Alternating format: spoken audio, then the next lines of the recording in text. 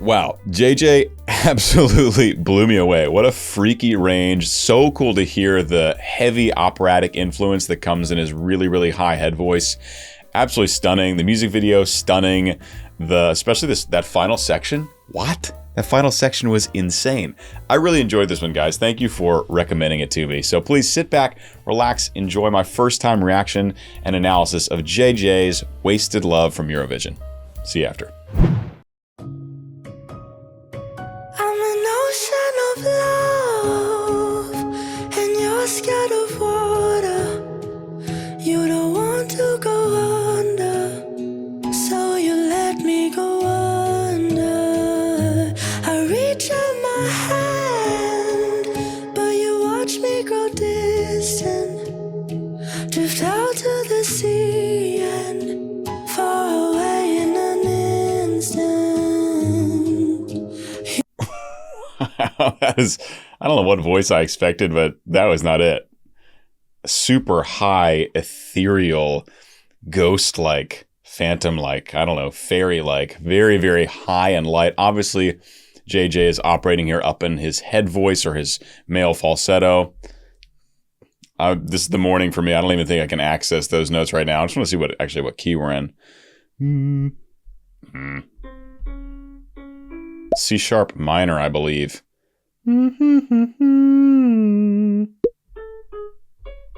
So he's singing all the way up to C sharp 5 above tenor high C, but of course he's doing it in this very, very breathy, airy mechanism, keeping it very light, very floaty.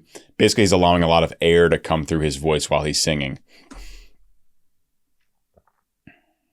I'm an ocean of love, and you're scared of water. Nice. You don't want to go under, so you let me go under. I love the text there too. I'm an ocean of love, and you're scared of water. That's beautiful. Yeah, just incredibly light, just extremely light production of the voice. Very intimate. It feels like he's singing right into your ear. And obviously a stunning music video too. The Eurovision contest really is top notch. There's so much great stuff that comes through this competition, and JJ has just won it. So I did have high expectations coming into this video, and so far they're being met. I'm very interested to see what else his voice does. I reach out my hand, but you watch me grow distant, drift out to the sea and far away in an instant. You left me in the deep end. I'm drowning in my feelings. How do you not see that? Oh my God, I love the chords in this song. This is awesome. Awesome chords. Beautiful. And I also love the instrumentation and the audio engineering and everything to create this atmosphere. It's really, really wonderful. What was I going to say? Let me see. Oh yeah, there's so much related to drowning and water. It's like we have ocean, we have deep end, we have drift out to sea. There's obviously a theme of that within the text, and we're seeing it in the music video as well. We have this little paper boat that he just puts in the water, and then it shows up as like a bigger boat out in the woods in a moment here. But goodness, that chord progression in the pre-chorus is absolutely stunning. He's doing a little bit of what's called riffing. Like if you stay on one vowel or one syllable and you move the note around like that, that's called riffing. You can also call it runs. In an operatic context, it's called coloratura.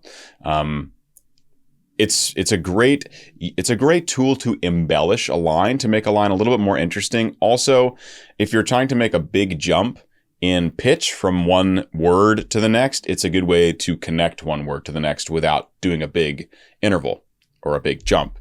You connect it by actually singing most of the notes, or at least some of the notes in between those two, in between the two desired notes, the start point and the end point. So just a little bit of that, nothing crazy, but more movement in his voice than we got in the first verse. You left me in the deep end.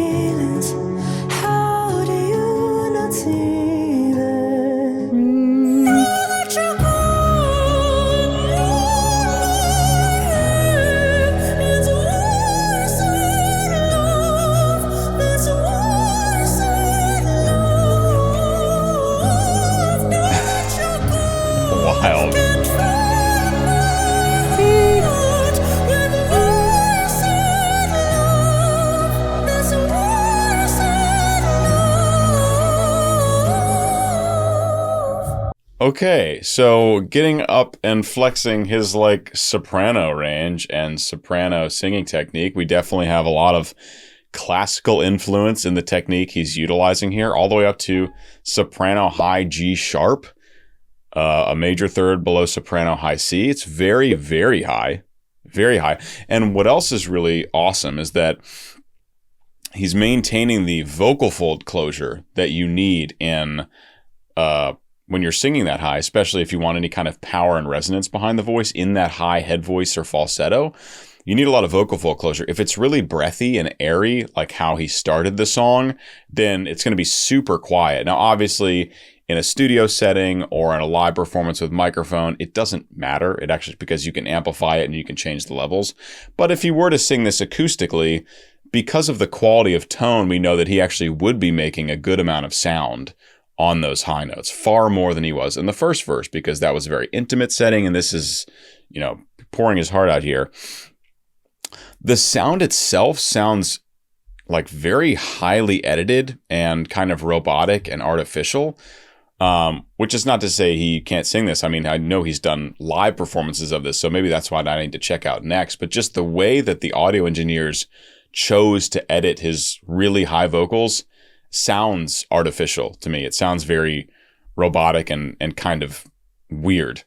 So I'm wondering why they made that choice. I'm talking specifically about the audio engineers for the producers here, not JJ. He's doing his thing, I'm talking about post-production stuff, post-processing.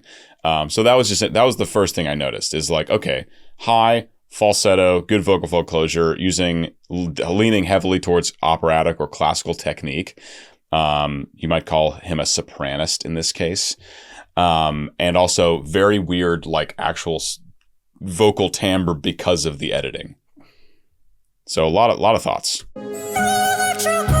Like that does not sound real. Like that does not sound at all like a natural human voice. It sounds like, and I'm an audio engineer. I'm a professional opera singer, so I work in all these fields. Just in case you guys are wondering.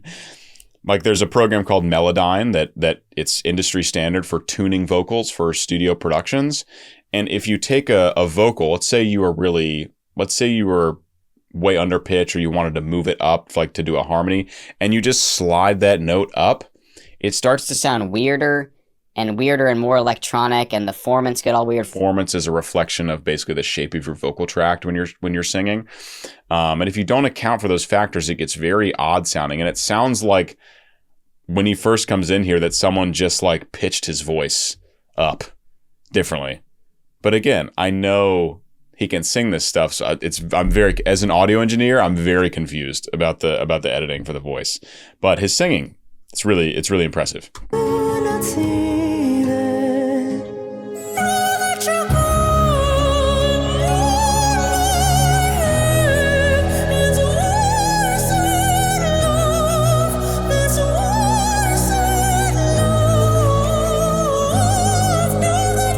You know what I love that he's doing as well is often when you hear people like singing opera or whatever, which no one really gets that, but what he's doing that I really, really love is he's actually keeping vibrato going throughout all the words. Often when you hear people trying to sing something operatic, it'll be like mostly straight tone, just with like a little extra space in their pharynx, so it sounds a little darker to get kind of that warm classical tone. And like almost no like really clean even vibrato, which is another really important thing when singing opera.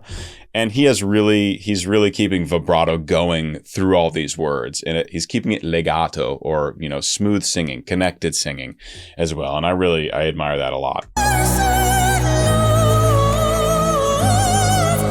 See, even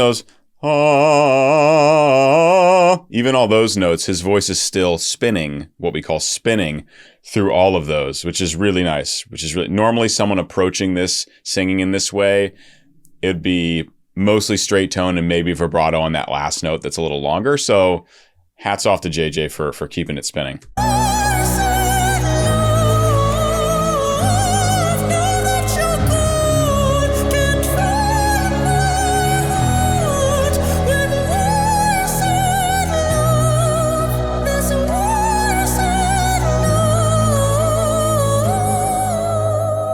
Oh, a wonderful decrescendo, and going from that powerful style singing, and then gradually dialing it back to where it becomes very, very soft, yet he still maintains a nice quality of tone there, even when he's very quiet. That's really, really excellent.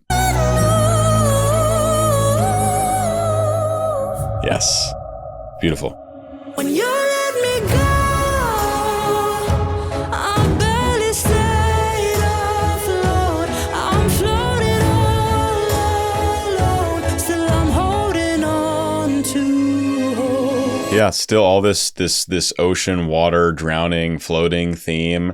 He does. The songwriting's interesting because I really think a lot of the lines are beautiful and very poetic, but he does repeat the same word within the same rhyme scheme more often than you'd expect with high-level songwriting. Obviously, it's intentional, but I wonder about that. Like, what do you think he said? Floated, afloat, and floated in this first rhyme here. When you let me go, I barely stayed afloat. I'm floating. Yeah, afloat and floating. Alone. Still I'm holding on to. But afloat, floating, and holding all work well. They kind of roll off the tongue together. Also, I love the background production that comes in. We actually get a clear drive and a clear tempo from these drums and instrumentation coming here in the second verse, really propelling the song forward in an awesome way that, we didn't have in the first verse. It was much more intimate and quiet. And now we're, especially to connect with the video, we're out on this boat in the storm in the middle of the ocean. So we got to have more intensity in the song to match that. So that works out. That works out really nicely. His voice is still in that light head voice mechanism, but he is putting more weight into it than he did in the first verse. But otherwise, same range, same melody, essentially. I barely stayed afloat. I'm floating all alone. Still I'm holding on to hope.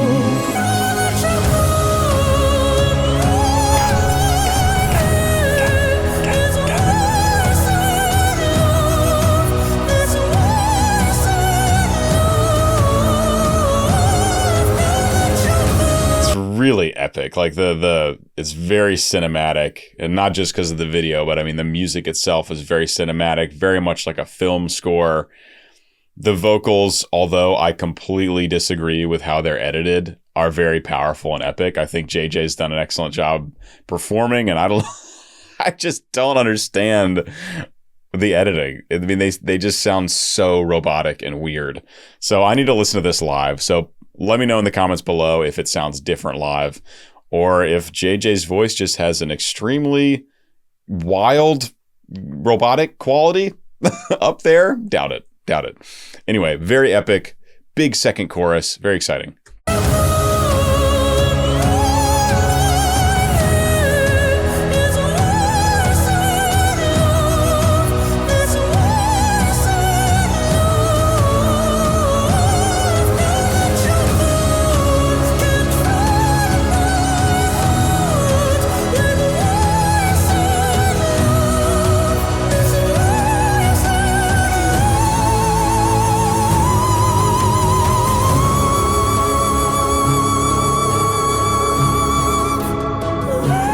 Soprano high C sharp, C sharp 6, freaky high. We're getting up into like Dimash territory now.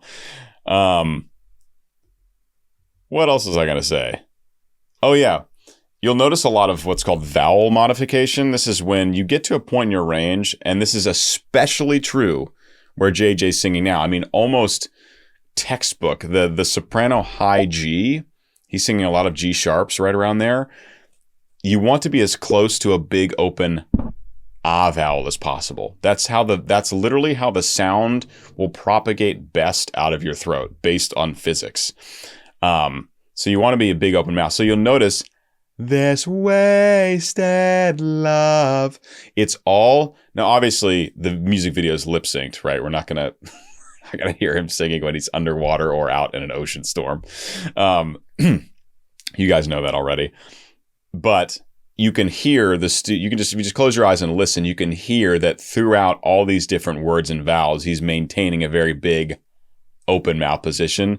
This wasted love, this way. It's all very open because he's operating in that part of his range, where if he was really making all the vowels super pure and true to the language, it wouldn't sing as well. It would not come out of his body as well.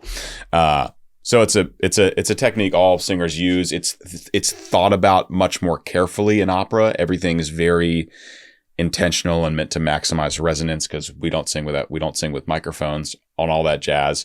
But in all genres, singers do it whether intentionally or not. They'll get to a part in their range where they need to make a big mouth, bite the apple, some people call it, and it really helps the sound. And what a huge high C sharp. That's freaky high.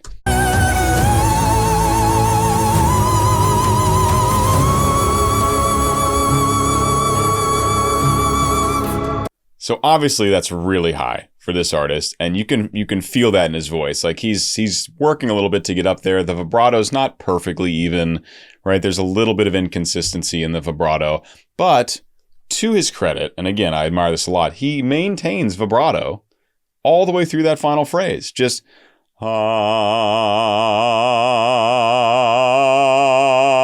he just lets it go, just lets it keep spinning, and that's really awesome. Really, really, really awesome. I really admire that, for real.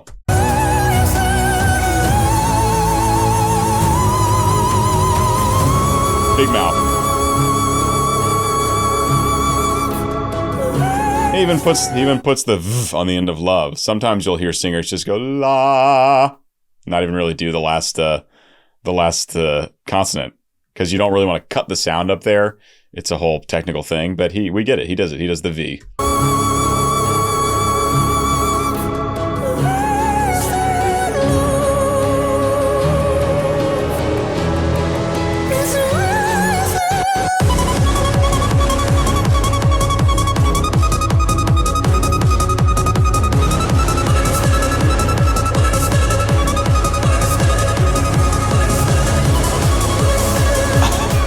Oh my God.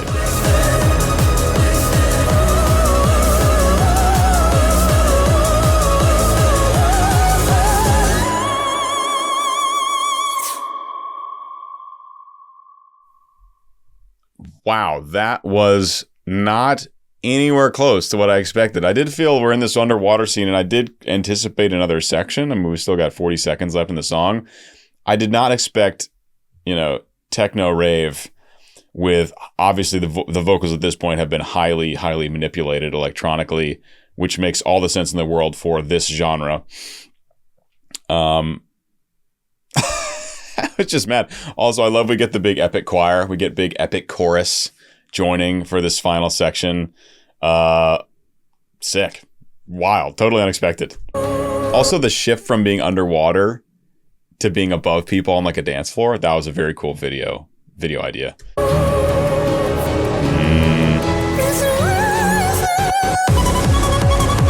There's really no clear build up to it either. It's not like there's a kick drum building. We get like two very fast hints, and then it's like, then we're just in it. Right?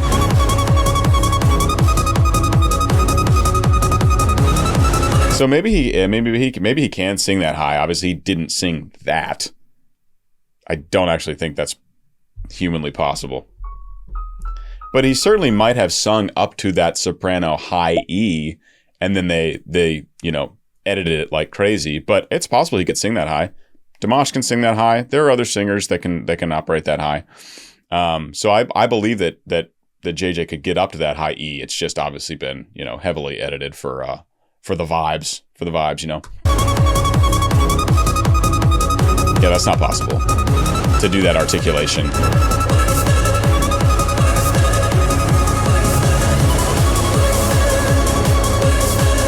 Huge brass, huge strings, epic choir.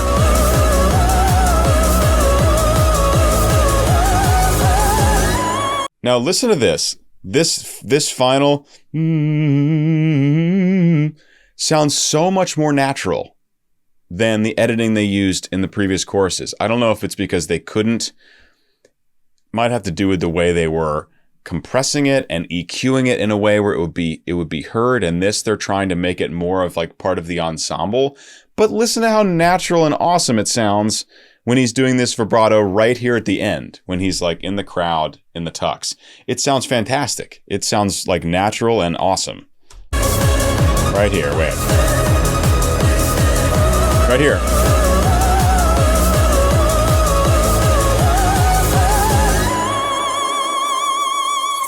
Even that final note sounds way more natural and far less produced and edited than we heard earlier. So my big question is, what's going on with the editing on the vocals? Because that sounded awesome to me. Like that was that, then it's like, okay, that's his natural sound. That to me is so much cooler and so much better than what I was hearing earlier, where it sounded so robotic. So awesome. Awesome finish. I want to listen to it again because it's badass. Vibrato the whole time.